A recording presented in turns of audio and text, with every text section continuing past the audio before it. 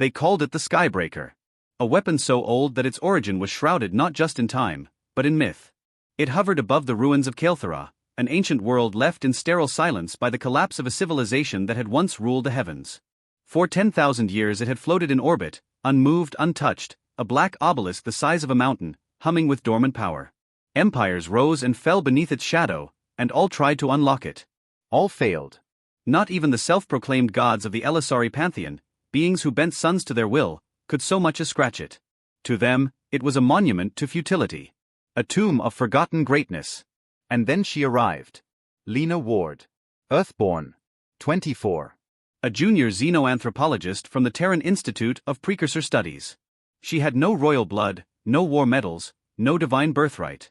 She had a crooked smile, a habit of biting her lip when nervous, and a knack for seeing patterns others overlooked. She was not chosen. She simply was, a woman with questions in her eyes and dirt under her fingernails.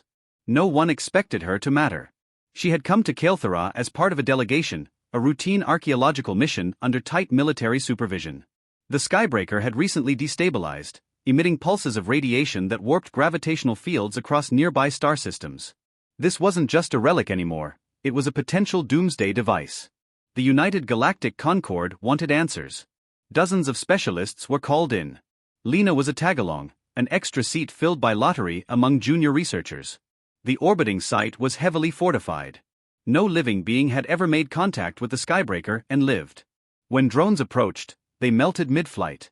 When ships tried to dock, they lost power and drifted into endless void.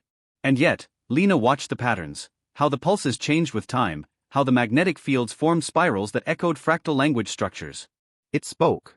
Not in words, but in rhythm. In intention.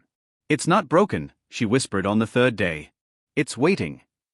They laughed. But she didn't. One night, while the rest of the team ran diagnostics and the generals argued over protocol, Lena stole a transport shuttle. She flew alone to the Skybreaker. No one stopped her. Not because they approved, but because no one thought she'd get close. And yet, the obelisk welcomed her. As she approached, the death pulses ceased. The black surface shimmered, reacting not with aggression, but anticipation. Her hands trembled as she stepped onto its hull. There was no handhold, no panel, no visible interface. Just silence.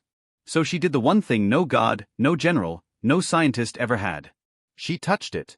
Bare-handed. Flesh to myth. The instant her skin met the surface, the universe shuddered. Not in sound, but in silence. A hush so complete it reached across systems, stilling the winds on gas giants and pausing the thoughts of psychic races. All turned their heads. The Skybreaker came to life. Its surface rippled like water, shedding layers of black until light poured out in spiraling glyphs. The obelisk, once dormant, unfolded like a flower of metal and plasma. Massive arms stretched out, rearranging themselves in geometric elegance, revealing the colossal weaponry nested inside. And at its center, where no entry had ever opened, a doorway bloomed. She walked in. Lena disappeared for 11 minutes and 46 seconds. To the outside world, those seconds stretched into infinity. Every satellite, every sensor, every eye watched helplessly as the Skybreaker, now awake, pulsed with energy enough to boil stars. And then, she returned. No escort. No scars. Just her, stepping calmly out of a construct built by gods long dead, and behind her, the Skybreaker closed like a dream fading at dawn. When she landed, security forces swarmed her. She didn't resist. She smiled. I asked it who made it, she said simply. It asked me why I thought anyone ever did. She was arrested. Interrogated. Scanned, tested, questioned for weeks. No tracking devices were found. No alterations to her DNA. And yet something had changed.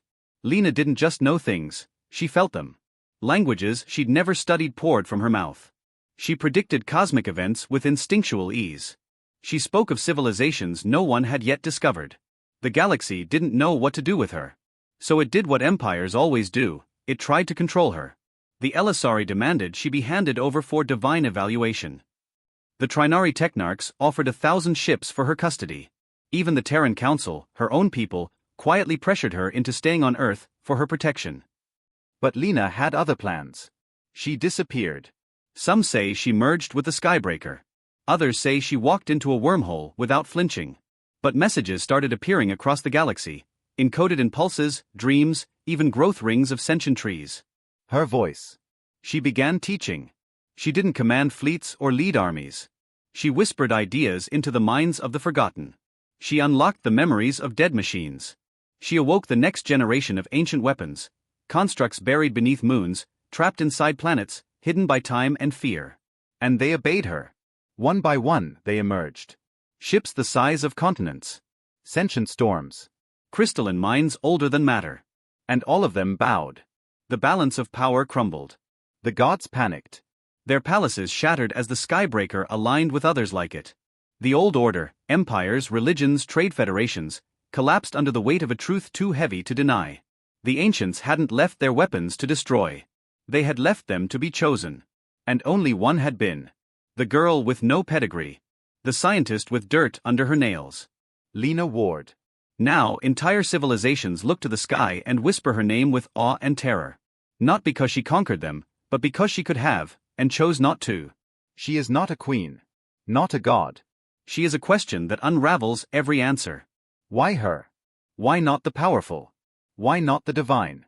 Because she listened. Because she smiled. Because she touched a weapon meant to end worlds, not with ambition, but with wonder, and in that moment the weapon knew. This is who we were waiting for. And so, the stars themselves began to shift. Not because she ordered it, but because they too were listening.